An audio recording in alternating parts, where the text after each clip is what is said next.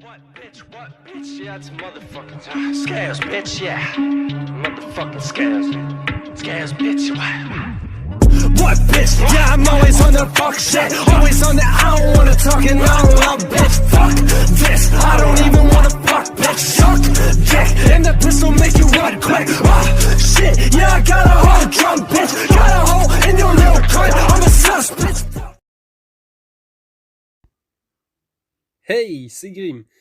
Alors aujourd'hui on se retrouve pour une vidéo où je vais tout simplement vous expliquer, comme vous avez vu dans le titre, pourquoi Lucci, Mihawk et Hancock sont-ils ultra cheatés dans Pirate 4.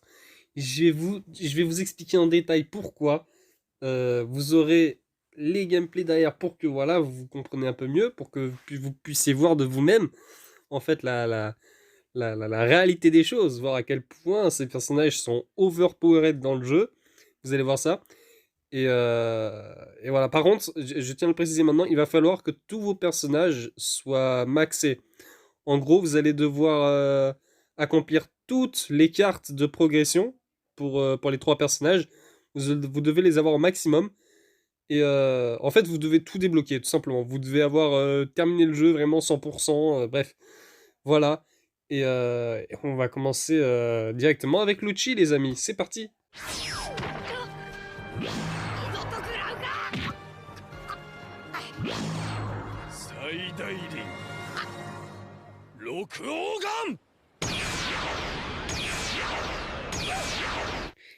Et du coup, comme je vous l'ai dit, on commence directement avec le petit Lucci.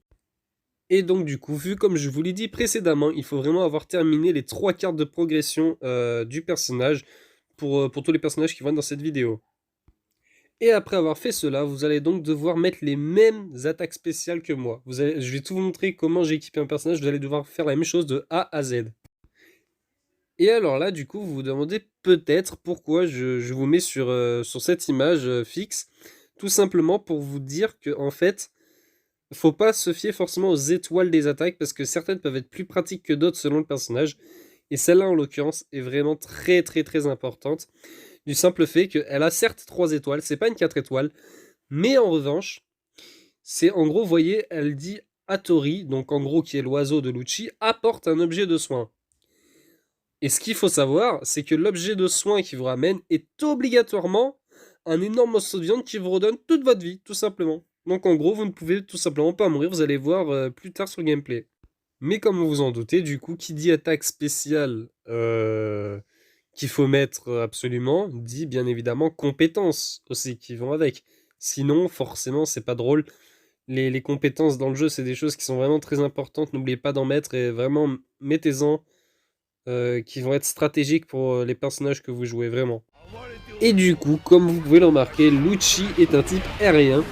Alors, pour ceux qui n'ont peut-être jamais joué et qui vont s'y mettre après, enfin dans très peu de temps ou quoi que ce soit, les types aériens, faut savoir qu'ils ont une endurance, une très très bonne endurance, surtout quand ils sont en explosion d'énergie. Et vous allez voir, Lucci ne déroge pas à la règle, loin de là, en sachant que Lucci, comme je l'avais déjà dit, je sais plus si j'ai dit dans ma vidéo ou en live, mais en tout cas, Lucci est un personnage qui n'est pas fait pour faire des dégâts de zone. En gros, il va pas taper énormément d'ennemis à la fois, il va taper très peu d'ennemis, mais voilà, les dégâts vont être suffisants pour battre un adversaire plutôt assez rapidement.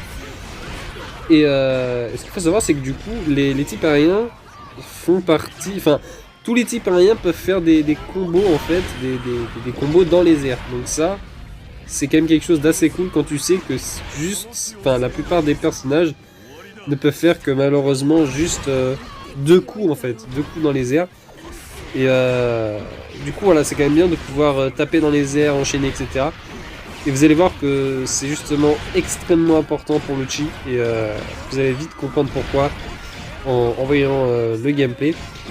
Et ce qu'il faut aussi savoir, c'est qu'ils sont aussi très rapides en général. Les types aériens sont en général assez rapides.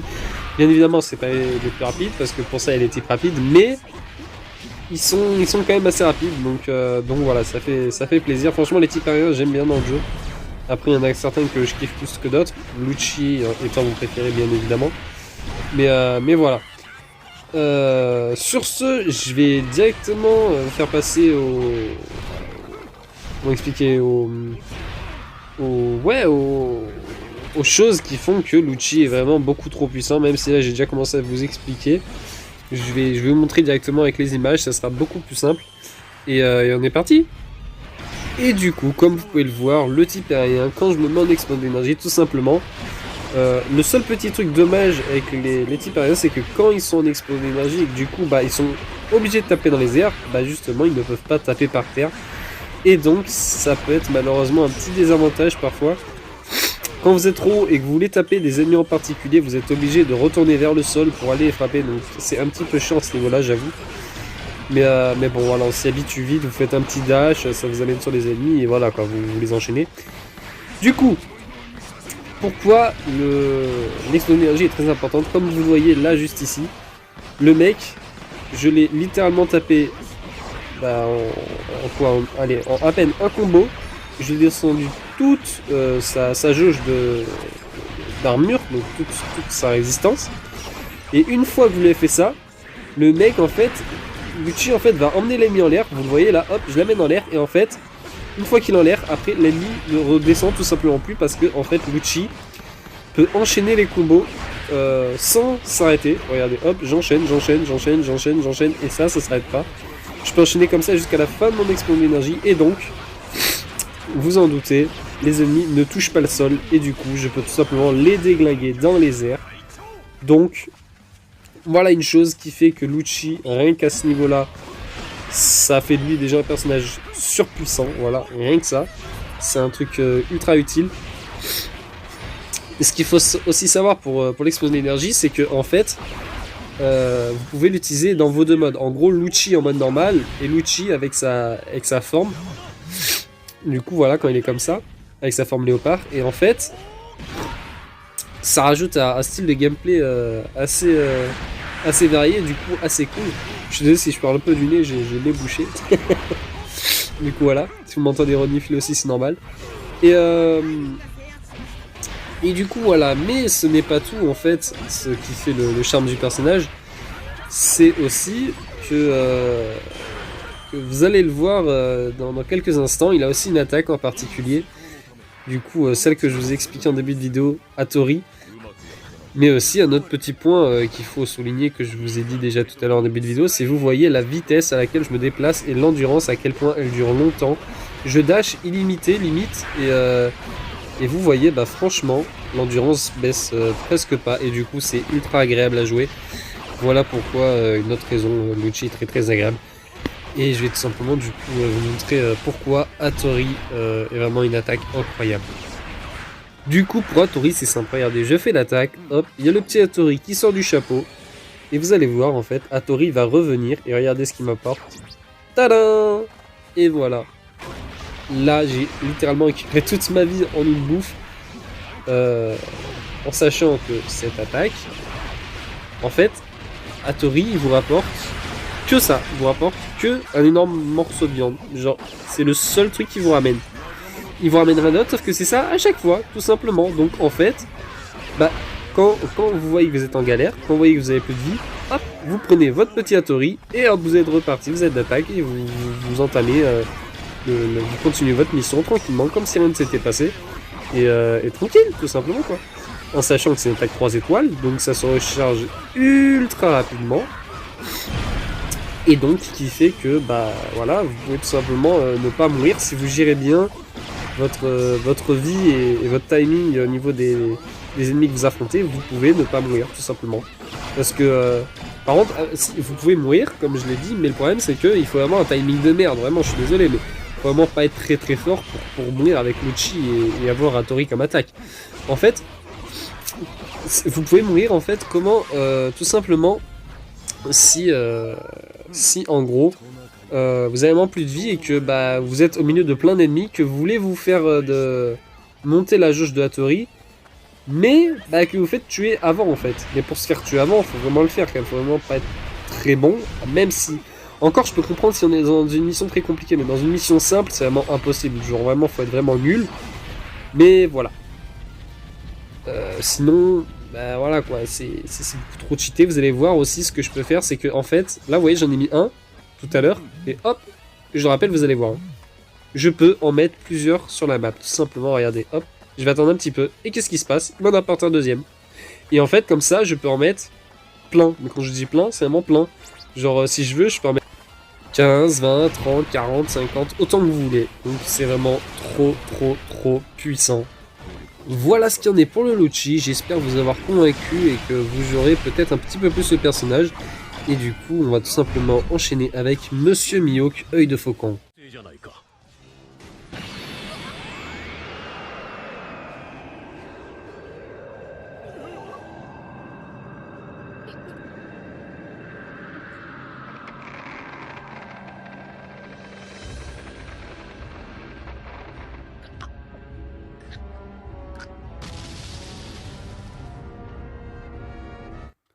Et pour Mihawk, on est sur un personnage de type puissance. Mais c'est pas un type puissance comme les autres parce que il a quelque chose qui fait que, en plus d'avoir le type puissance, il est vraiment encore plus puissant. Et voilà, on va en parler d'ici quelques instants. Et du coup, pour tout simplement les cartes d'aventure, et ben c'est exactement pareil que pour Lucci. Au niveau des attaques spéciales, voici les meilleures attaques de Mihawk. Et voilà en ce qui concerne les compétences. Et du coup, pour Mihawk, c'est quelque chose de assez cheaté, vous allez voir, parce que en gros, en plus d'être un type puissant, comme j'ai déjà dit dans la vidéo tout simplement du gameplay de Mihawk, je vous explique clairement qu'en fait le personnage, il a un combo comme tous les autres, sauf que, en fait son combo il peut le répéter 3 fois. Donc en gros, c'est comme si vous prenez un type puissant, et en gros, genre, comment expliquer? Imaginons vous prenez Kaido, vous voyez son combo, bah vous pouvez le faire 3 fois de suite. Et en fait, plus vous le faites, plus il va prendre en puissance. Je sais pas si vous vous rendez compte un peu de la puissance que ça donne à la fin. Bref, Mihawk a une puissance incroyable dans le jeu. D'autant plus avec certaines attaques qui sont encore beaucoup plus puissantes que d'autres. Notamment les attaques où il y a les grosses lames vertes qui partent vers l'avant et celles qui partent vers le bas quand il saute. Et du coup, voilà, ce qui rend le personnage aussi cheaté, c'est ça. Et notamment aussi ces attaques spéciales qui sont... qui font des dégâts colossaux. Vraiment, les dégâts des attaques spéciales de Mihawk sont vraiment violentes. Rien que celle-là, c'est une attaque 3 étoiles, genre c'est assez vénère. Et alors, putain, les 4 étoiles, je vous explique même pas, c'est un délire monumental. Enfin bref, Mihawk est beaucoup trop fort dans le jeu, beaucoup trop stylé, et en explosion d'énergie aussi.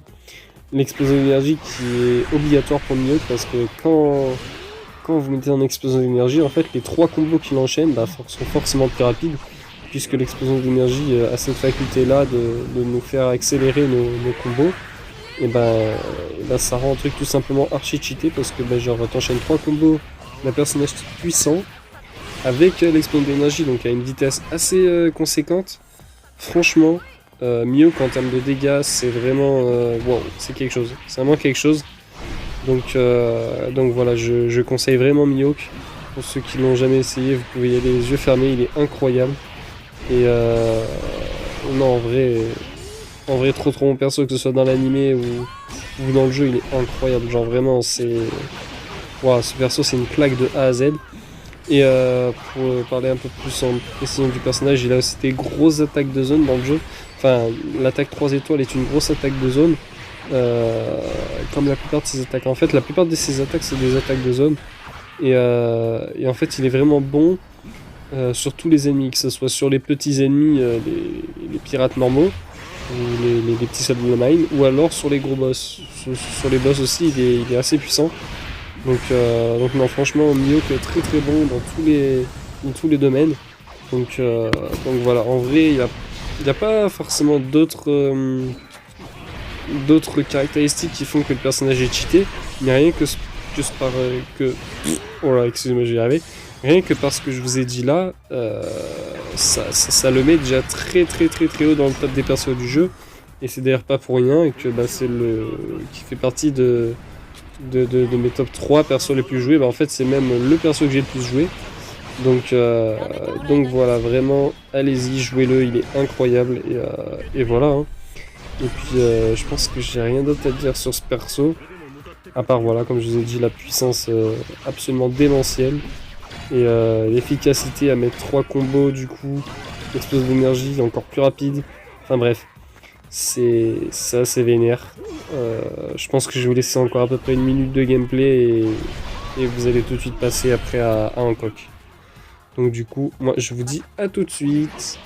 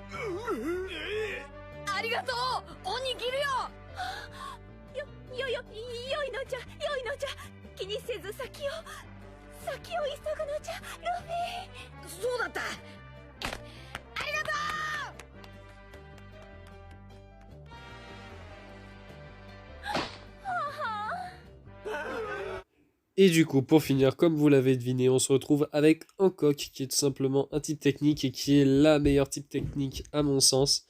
Vous allez voir, c'est quelque chose assez balèze. Et voilà, vraiment, quand je l'ai essayé la première fois, j'ai fait oh putain, elle va être ultra cheatée quand elle va être maxée. Et c'était le cas, donc voilà.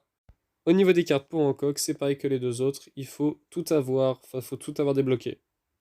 Voilà au niveau des attaques spéciales, et du coup, vous pouvez aussi mettre le fluide royal à la place de la danse de la fosse au serpent. Et l'explosion d'énergie est indispensable, donc voilà, par contre, celle-là, il faut vraiment la laisser. L'explosion d'énergie, ultra important.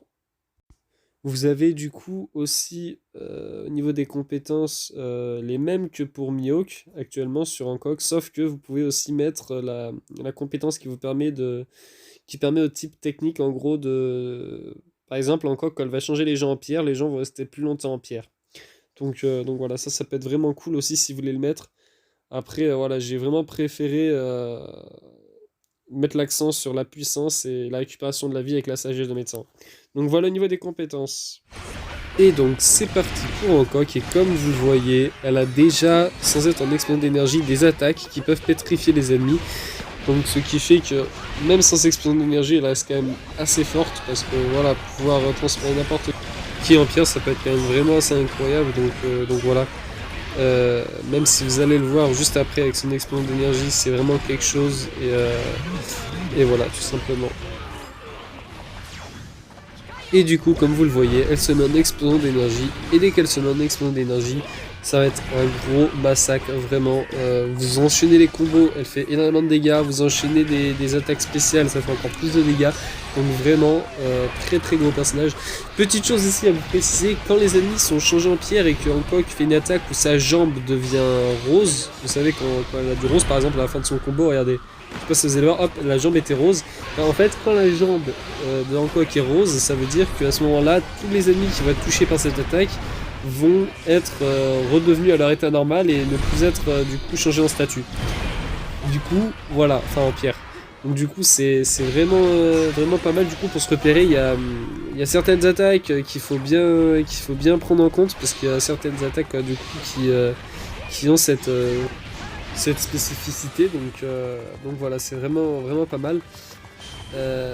Notamment quand vous mettez un coup dans votre combo et que vous enchaînez directement avec une Y, en gros elle va mettre plein de coups de pied, à la fin de tous ces coups de pied elle va mettre un dernier coup de pied du coup avec justement sa jambe qui va être rose, et qui du coup va enlever la transformation en pierre sur les ennemis. Donc voilà, vraiment Hancock c'est vraiment un type technique par excellence, vraiment il y a des petits trucs à savoir, etc. Donc plutôt pas mal. Au niveau des attaques, elle est pas mal non plus elle a pas trop des attaques de zone, quoique un petit peu quand même. Mais voilà quoi, c'est pas la meilleure en attaque de zone, mais voilà, elle en a un petit peu mine de rien, donc voilà, ça fait plutôt assez plaisir.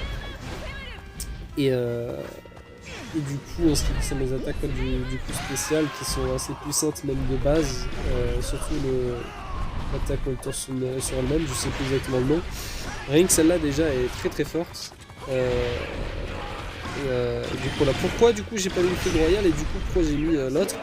Du simple fait que notre attaque justement c'est une attaque où en gros sa jambe termine avec... enfin sa jambe devient rose du coup sur son dernier coup. Et en général les attaques qui sont comme ça font plus de dégâts que les attaques qui sont normales en fait, où sa jambe ne change pas. Justement je crois là sur le gameplay je vais essayer de vous montrer. Vous voyez là par exemple j'ai fait énormément de dégâts parce que sa jambe allait finir en rose, vous voyez. Genre le mec je l'ai vraiment défoncé en 3 secondes quoi. C'était assez délire, mais du coup là vous voyez même avec l'attaque ultime là je viens de le défoncer d'une puissance, c'était assez colossal, à une vitesse assez fulgurante et du coup voilà pourquoi Hancock est aussi cheaté, parce qu'elle elle tape vite, elle transforme tout le monde en pierre dès qu'elle tue quelqu'un, genre c'est assez rapide, enfin, c'est incroyable, ce personnage est fou et du coup voilà pourquoi je vous l'ai mis dans cette vidéo et on va tout de suite passer à l'outro. Et du coup voilà, c'est la fin de cette vidéo, j'espère qu'elle vous aura plu, que mes explications ont été claires et précises, n'est-ce pas? Parce que sinon c'est un petit peu dommage, mais voilà, du coup n'hésitez pas à me donner vos avis en commentaire une fois que vous avez testé les personnages, ou même sur la vidéo si vous avez des choses à dire ou quoi que ce soit, et puis voilà, moi je vous dis à la prochaine, c'était Grim, prenez soin de vous, et à la prochaine, allez ciao!